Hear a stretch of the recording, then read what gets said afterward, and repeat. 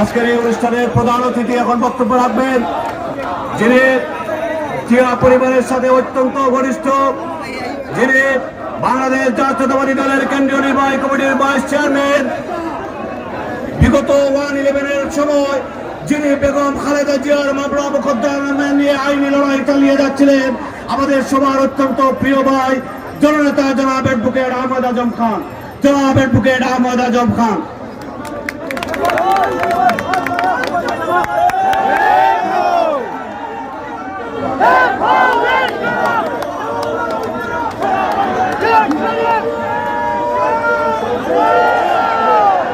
আমার বক্তব্যের আগে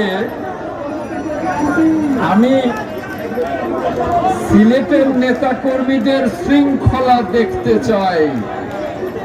আমার পেছনে, আমার বামে মঞ্চে যারা দাঁড়িয়ে আছেন, আমার সামনে যিনি স্লোগান দিচ্ছেন, আমি অনুরোধ করব বক্তব্য সংক্ষেপ করব, কিন্তু কোনো স্লোগান না, কোনো উচ্ছৃঙ্খলতা দেখাবেন না। সিলেটের পুণ্যভূমি, সিলেটের যে ঐতিহ্য, সেই ঐতিহ্যকে বজায় রাখবেন। আমি সকলকে সুশৃঙ্খল থাকবার জন্য অনুরোধ করছি। বিসমিল্লাহির রহমানির রহিম। আন্তর্জাতিক গণতন্ত্র দিবস উপলক্ষে কেন্দ্রীয় বিএনপি আয়োজিত সারা দেশে সমাবেশের অংশ হিসেবে আজ সিলেটে এই বিশাল সমাবেশের সংগ্রামী সভাপতি, সিলেট মহানগরীর সংগ্রামী সভাপতি মিফতা সিদ্দিকী, উপস্থিত কেন্দ্রীয়, জেলা, উপজেলা, ওয়ার্ড এবং বিভিন্ন পর্যায়ের নেতৃবৃন্দ, সাংবাদিক বন্ধুগণ, আসসালামু আলাইকুম। আমার বক্তব্যের আগে এই পুণ্যভূমি সিলেটে দাঁড়িয়ে হযরত শাহজালাল, হযরত শাহ পরমের আত্মার মাগফিরাত কামনা করছি। আমাদের প্রিয় নেতা, মহান স্বাধীনতার মহান ঘোষক, আধুনিক বাংলাদেশের রূপকার শহীদ রাষ্ট্রপতি জিয়াউর রহমান, যিনি স্বাধীনতার ঘোষণা দিয়ে রণাঙ্গনে এসে এই সিলেটের কামালপুরে এমন যুদ্ধ করেছিলেন যে প্রবাসী সরকারের প্রধান বলেছিলেন যে সেই কামালপুরের যুদ্ধকে রাশিয়ার লেনিনগ্রাদের সাথে তুলনা করা যায়। সেই আমাদের প্রতিষ্ঠাতা, আমাদের আদর্শের নেতা শহীদ রাষ্ট্রপতি জিয়াউর রহমানের আত্মার মাগফিরাত কামনা করছি। এই সিলেটের কৃতি সন্তান, মহান মুক্তিযুদ্ধের সিপাহ সালার জেনারেল, বঙ্গবীর জেনারেল এমএসি উসমানীর আত্মার মাগফিরাত কামনা করছি। এই সিলেটের কৃতি সন্তান, বাংলাদেশের একটা অন্যতম শ্রেষ্ঠ পরিবারের সন্তান, এই সিলেটের কৃতি সন্তান, সাবেক নৌবাহিনী প্রধান, সাবেক মন্ত্রী, রিয়ার অ্যাডমিরাল মরহুম মাহবুব আলী খানের আত্মার মাগফিরাত কামনা করছি। আজকে এই পুণ্যভূমি সিলেটে দাঁড়িয়ে শুধু সিলেট নয়, সারা বাংলাদেশের অর্থনীতির প্রাণ পুরুষ মরহুম সাইফুর রহমানের আত্মার মাগফিরাত কামনা করছি। এই সিলেটে দাঁড়িয়ে আজকে আমাদের নেতা মরহুম হারিস চৌধুরীর আত্মার মাগফিরাত কামনা করছি। এই পুণ্যভূমি সিলেটে কত বাংলাদেশের অবিসংবাদিত নেত্রী, দেশনেত্রী বেগম খালেদা জিয়া, যাকে মিথ্যা বানোয়াট মামলায় ফ্যাসিস্ট হাসিনা গত 8 বছর বন্দী রেখেছিলেন নির্মমভাবে, যাকে উন্নত চিকিৎসা থেকে বঞ্চিত করেছিলেন নির্মমভাবে, আমার সেই প্রিয় নেত্রীকে, বাংলাদেশের অবিসংবাদিত নেত্রীর প্রতি শ্রদ্ধা জ্ঞাপন করছি।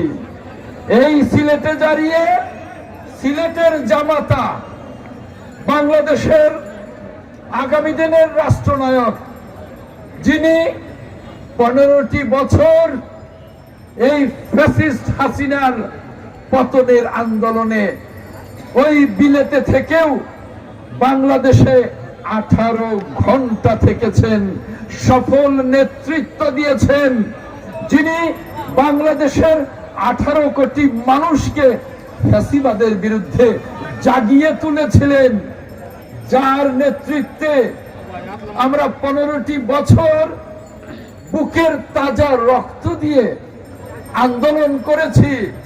গুম হয়েছে আমাদের ইলিয়াস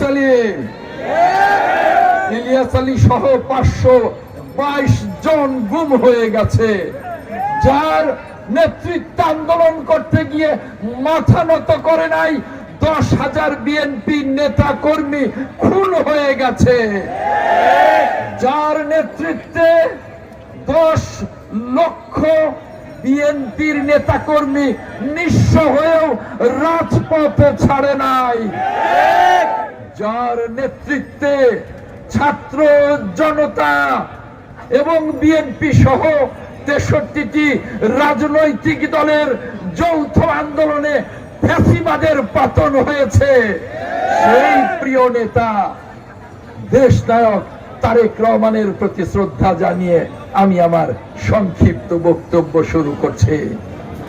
প্রিয় সিলেটবাসী, এই যে গণতন্ত্রের জন্য আত্মত্যাগ, এই আত্মত্যাগে শেষ 36 দিনে বিএনপি সহ ছাত্র জনতার প্রায় 850 মানুষ শাহাদাত বরণ করেছে, যার মধ্যে বিএনপির নেতা কর্মী 422 জন। আমি এই পুরো সকল শহীদের আত্মার প্রতি শ্রদ্ধা নিবেদন করছি। প্রিয় সিলেটবাসী, এই আত্মত্যাগ, এই 15 বছরের আন্দোলন, এই ফ্যাসিবাদের বিরুদ্ধে রক্ত ঝরেও দেশনায়ক তারেক রহমানের বিরুদ্ধে কেন মাঠে ছিলাম? একটি গণতান্ত্রিক বাংলাদেশ বিনির্মাণের জন্য, একটি মানবিক বাংলাদেশ বিনির্মাণের জন্য, একটি জনগণের বাংলাদেশ বিশ্বের সামনে সমৃদ্ধভাবে দাঁড় করাবার জন্য দেশনায়ক তারেক রহমানের নেতৃত্বে।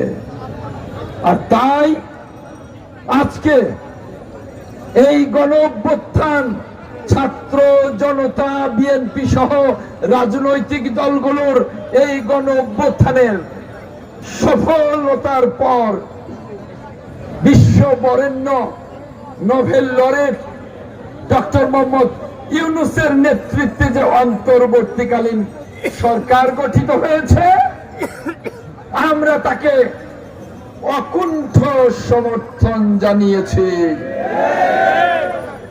আমরা বলেছি, ডক্টর মোহাম্মদ ইউনূস,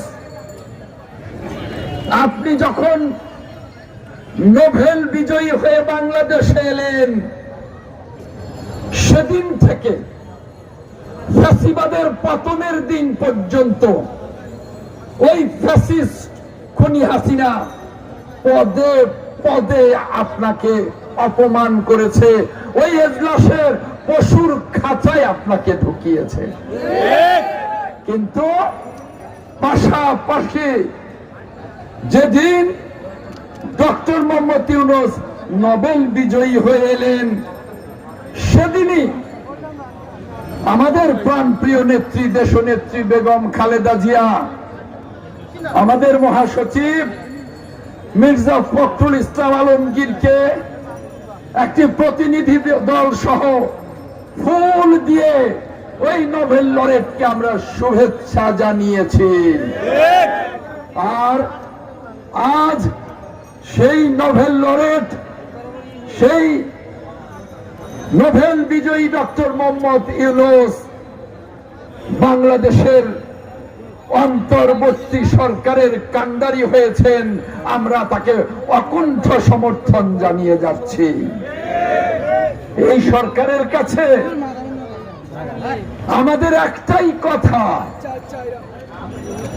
যে কারণে 17টি বছর রক্ত দিয়েছি, 17টি বছর আন্দোলন করেছি, রক্তের সাগর পেরিয়ে দেশনায়ক তারেক রহমানের নেতৃত্বে ছাত্র জনতার অভ্যুত্থানে বিজয় অর্জন করেছি, সেই সফলতাকে ব্যর্থ করতে দেওয়া যাবে না, ব্যর্থ হতে দেওয়া যাবে না। আর সেজন্যই আমরা বলেছি, জনগণ মুখিয়ে আছে যে কখন ভোট হবে। 15টি বছর ভোট দিতে পারে নাই, তারা ভোট দিতে চায়। তাই ডক্টর ইউনূসের সরকারকে বলবো, আপনি দ্রুত প্রয়োজনীয় সংস্কার করুন, এরপর নির্বাচনের রোড ম্যাপ ঘোষণা করুন। সংস্কার একটি চলমান প্রক্রিয়া, যতদিন বাংলাদেশ থাকবে এই সংস্কার প্রক্রিয়া চলতেই থাকবে একটার পর একটা। তাই এটার শেষ নেই, দিন যাবে, একটা করে নতুন ইস্যু আসবে, আর সেই সংস্কার আমরা করব। তাই আপনাকে বলবো যে এই আন্তর্জাতিক গণতন্ত্র দিবসে আপনার কাছে চাওয়া, মৌলিক সংস্কার শেষ করে আপনি নির্বাচনের রোডম্যাপ ঘোষণা করুন। আমরা আপনার সেই রোডম্যাপ অনুযায়ী বাংলাদেশের মানুষকে নির্বাচনী কাফেলায় আমরা একত্রিত করব। আর সেজন্যই আজকের এই আন্তর্জাতিক গণতন্ত্র দিবসে আপনার কাছে বলবো, আর রক্তের হোলি খেলা নয়, আর কোন ফ্যাসিবাদকে আমরা ফেরত আসতে দেব না। আগামী দিনে আমরা গণতন্ত্রের বাংলাদেশ দেখতে চাই, দেশনায়ক তারেক রহমানের নেতৃত্বে বাংলাদেশ দেখতে চাই। আর সেই বাংলাদেশ গড়ার প্রত্যয়ে সারা বাংলাদেশে যে আজকে আন্তর্জাতিক গণতন্ত্র দিবস পালিত হচ্ছে, সেই আন্তর্জাতিক গণতন্ত্র দিবসকে আমরা অভিনন্দন জানিয়ে আজকে আমার বক্তব্য শেষ করছি।